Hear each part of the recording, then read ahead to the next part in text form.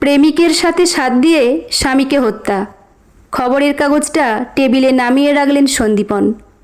মানুষ কতটা নিচে নেমে গেছে ভাবলেই যেন তার রাগের মাত্রাটা বেড়ে যায়। চায়ের কাপে চুমুক দিতেই চিৎকার করে উঠলেন তিনি। পরিচারিকা মিনু ভয়ে ভয়ে দৌড়ে এসে বলল, কিছু হয়েছে দাদাবাবু? সন্দীপন সান্যাল রেগে বললেন, আবার আমার চায়ে চিনি দিয়েছ? কতবার না তোমায় বারণ করেছি?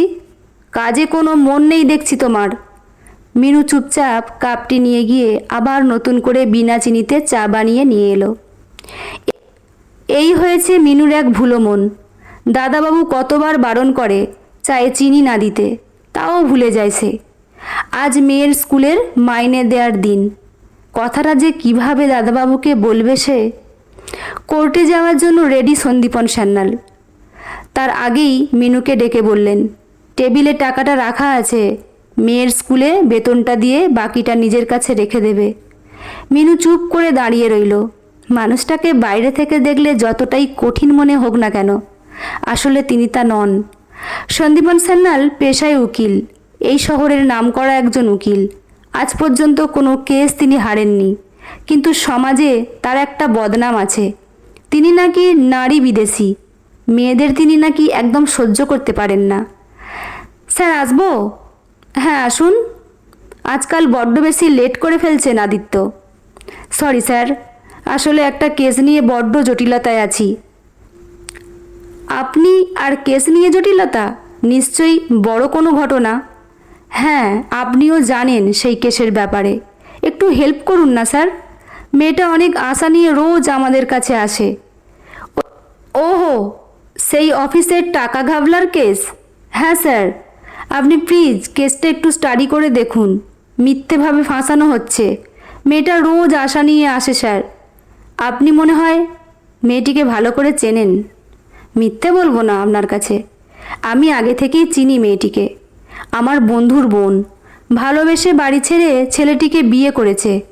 তারপর থেকে বাড়ির লোক আর মেয়েটির সাথে যোগাযোগ রাখেনি।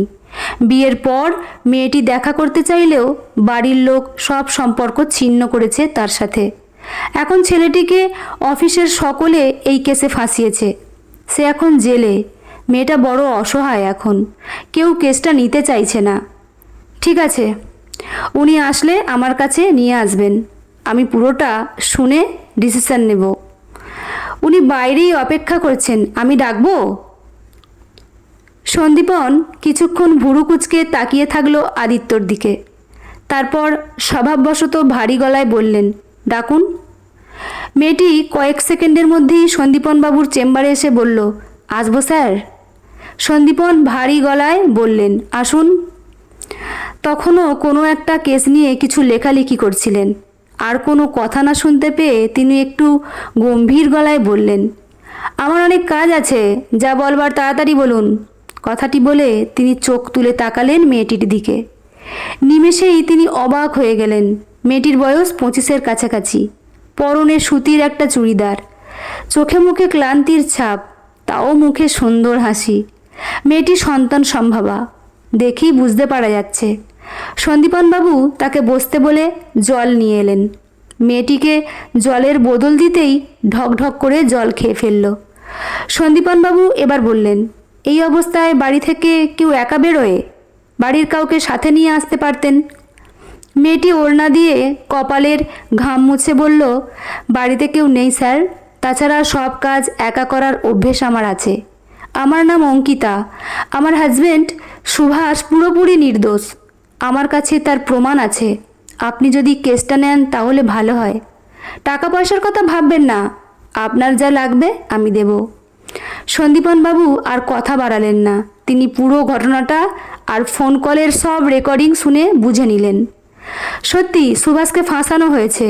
তিনি সবটা শুনে আর বুঝে বললেন, এই কেসটা আমি নিলাম। অঙ্কিতা হাঁপ ছেড়ে বাঁচল।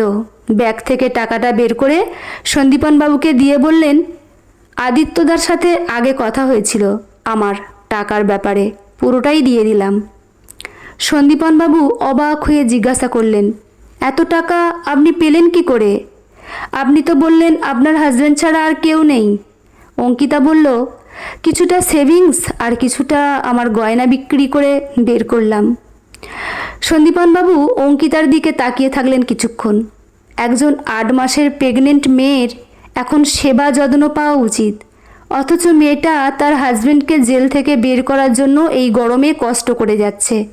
এক অদ্ভুত জেদ লুকিয়ে আছে মেয়েটার চোখে, সাথে হাজবেন্ডের জন্য ভালোবাসা আর বিশ্বাস।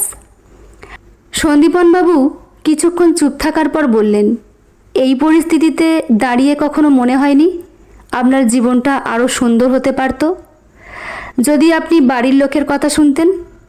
অঙ্কিতা পেটের মধ্যে হাত দিয়ে বলল, হয়তো হতো, কিন্তু যাকে ভালোবেসেছি তার হাত কি করে ছেড়ে দিতাম বলুন তো? আমার এই পরিস্থিতিতে আমার এখন কিছুই মনে হয় না। আমি জানি আমার সন্তানের জন্মের আগেই ওর বাবা জেল থেকে ফিরে আসবে। অঙ্কিতা চলে গেল। সন্দীপনবাবু মনে মনে বললেন, কথা দিলাম আপনাকে, আপনার সন্তান এই পৃথিবীতে আসার আগেই সুভাষবাবু ছাড়া পাবেন। চায়ের কাপ হাতে নিয়েই সন্দীপনবাবু বললেন, চায়ে মিষ্টি নেই তো? মিনু ধীরে ধীরে বলল, একটু খেয়ে দেখুন না দাদাবাবু, আমার ঠিক মনে পড়ছে না। সন্দীপনবাবু চায়ে চুমুক দিয়েই বুঝলেন মিনু আবারও চায়ে চিনি দিয়েছে, তবে এবার আর কিছু বললেন না। মিনু অধীর আগ্রহে দাঁড়িয়ে আছে শোনার জন্য, কিন্তু দাদাবাবু কিছু না বলেই চা পান করছেন যখন, নিশ্চয়ই সে চিনি দেয়নি, না হলে এতক্ষণে দাদাবাবু বকাবকি জুড়ে দিতেন। মিনু রান্নাঘরে যাবার জন্য পিছু ঘুরতেই সন্দীপনবাবু বললেন, মেয়ের স্কুলের বেতনটা দিয়েছ? মিনু ঘাড় নেড়ে বলল, হ্যাঁ দাদাবাবু, রেজাল্ট বেরোলে মেয়ে এসে আপনাকে দেখিয়ে যাবে। আর হ্যাঁ, বাকি টাকাটা আপনার টেবিলে রেখে দিয়েছি, আমার এখন দরকার নেই। আপনি আমার মেয়ের পড়ার খরচ দেন, প্রতি মাসে আমাকেও বাড়ির কাজ করার জন্য বেতন দেন, আমার আর কি চাই বলুন? আমাদের মা মেয়ের সুন্দরভাবে দিন কেটে যায় এতে। আর কিছু যদি দরকার হয় তখন না হয় আপনাকে বলবো। মিনু চলে গেল রান্নাঘরে। মিষ্টি চা পছন্দ নয় সন্দীপনবাবুর, তাও আজ এই নিয়ে মিনুকে কিছু বললেন না তিনি। সকালে একবার এটা নিয়ে বকেছেন তিনি। অল্প বয়সে স্বামীকে হারানোর পর মেয়েটা পথে বসে গিয়েছিল। স্বামী থাকা অবস্থাতেও তার যে সচ্ছল অবস্থা ছিল তা নয়, প্রতিদিন স্বামী মাতাল হয়ে বাড়ি ফিরত। এই মদই একদিন শেষ করে দিল তাকে। সেই সময় সন্দীপনবাবু মিনুকে টাকা দিয়ে উপকার করতে গেলে মিনু বলেছিল, দাদাবাবু আপনার ঘরে একটা কাজ দেবেন, আমি রান্না বান্না করব আর ঘর পরিষ্কার রাখব, আমার মেয়েটাকে যে বড় করতে হবে। সেদিন মিনুর চোখে যে জেদ আর আত্মবিশ্বাস দেখেছিলেন তিনি, আজ তা অঙ্কিতার চোখে দেখতে পেয়েছেন। মেয়েরা অসহায় নয়, চাইলে মেয়েরা সব করতে পারে। নিজের পায়ের তলার মাটিকে নিজেকে শক্ত করতে হয়। অভাবের মধ্যেও যারা জেতার স্বপ্ন দেখেন তারা নিশ্চয়ই জয়ী হন। সফলতার কোনো শর্টকাট নেই, শুধু পরিশ্রম আর নিজের প্রতি আত্মবিশ্বাস। আরও একটু অতীতের পাতা উল্টে দেখলেন সন্দীপনবাবু। শ্রেয়া তার হাত ছেড়ে দিয়ে বাবা মায়ের পছন্দ করা ছেলেকে বিয়ে করেছিল। তখন সন্দীপনবাবু নিজেকে সেইভাবে প্রতিষ্ঠিত করতে পারেননি। সময় চেয়েছিলেন শ্রেয়ার কাছে, কিন্তু শ্রেয়ার মনে হয়েছিল সন্দীপনবাবুর চেয়ে বাবা মায়ের পছন্দ করা ব্যবসায়ী পাত্র ভালো। শ্রেয়ার জীবনে অপশান ছিল, শ্রেয়া তাই বেছে নিয়েছিল। এরকমই কিছু কারণের জন্য সন্দীপনবাবু মেয়েদের এড়িয়ে চলেন, অথচ যে মেয়ের মধ্যে কিছু করার জেদ দেখতে পান তাকে যথাসাধ্য সাহায্য করার চেষ্টা করেন। কয়েক মাস পর অঙ্কিতার দেয়া টাকাগুলো একটা খামে ভরলেন। তারপর গাড়ি করে আদিত্যকে নিয়ে পৌঁছে গেলেন অঙ্কিতা সুভাষের বাড়িতে। বাড়ির সামনেটা সামান্য ফুল দিয়ে সাজানো। আজ তাদের ছেলের মুখে ভাত। বাড়িতে ঢুকতেই দেখলেন ভিতরে অঙ্কিতা, সুভাষ আর তাদের ছেলে ছাড়া আর কেউ নেই।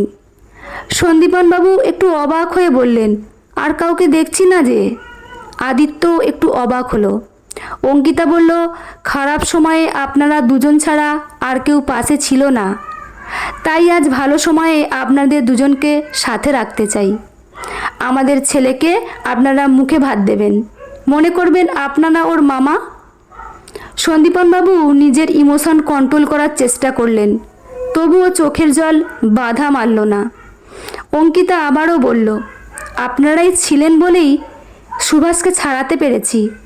একটা খারাপ সময় পার করে ভালো সময়ে ফিরে এসেছি।